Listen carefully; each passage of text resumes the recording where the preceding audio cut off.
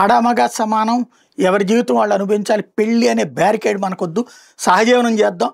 నా లైంగిక కోరికలు నువ్వు తీర్చు, నీ లైంగిక కోరికలు నేను తీరుస్తాను. నీ వంట నువ్వు వండుకో, నా వంట నేను వండుకుంటాను. లేకపోతే నాకు ఒప్పుకున్నప్పుడు నీకు వండి పెడతాను, నీకు ఒప్పుకున్నప్పుడు నాకు వండి పెడతాను.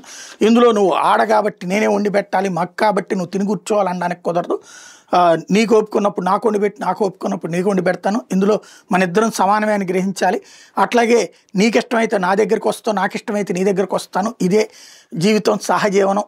అది మన మనసులో బాగుండాలి. మనకి నచ్చని రోజున బ్రేకప్ అయిపోదాం. ఎవరి జీవితం వాళ్ళదే.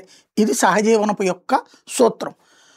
కొన్నాళ్ళు పోయిన తర్వాత ఒక 7-8 ఏళ్ళు పోయాక జీవితం అనుభవించేశాక ఏమండి నాకు పెళ్ళిలాగానే ఫిక్స్ అయ్యి అతను నన్ను పెళ్లి చేసుకుంటానన్నాడు. అందుకని నేను 9 ఏళ్ల నుంచి కాపురం చేశాను. తర్వాత ఇప్పుడేమో అతను నన్ను పెళ్లి చేసుకోను అంటున్నాడు. కాబట్టి నన్ను పెళ్లి కిందన అతని చీటింగ్ కిందన అరెస్ట్ చేయండి, జైల్లో పెట్టండి అంటూ ఏదైతే పోలీస్ స్టేషన్కి వెళ్ళిందో మహిళ దాన్ని సవాల్ చేశాడు సహజీవన సహచరుడు.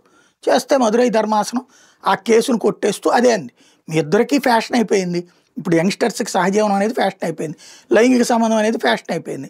ఇప్పుడు వచ్చేసి 9 ఏళ్ల తర్వాత మీ ఇద్దరికి కన్సెంట్తోనే కదా చేసింది. ఇప్పుడు రేప్ అంటే అకస్మాత్తుగా చేసేటటువంటి 9 ఏళ్ల నుంచి కాపురం చేసి ఇప్పుడు వచ్చి ఇది సహజీవనంగా ఇది పెళ్లి చేస్తానంటే, పెళ్లి చేసుకుంటానంటే నేను 9 ఏళ్ల నుంచి అతనితో సెక్స్లో పాల్గొన్నానంటే ఎట్టా కుదురుద్ది? అది అతను పెళ్లి చేసుకుంటానంటే నువ్వు చేసావనడానికి కూడా ఏం లేదు. పొమ్మని కేసు కొట్టేసింది.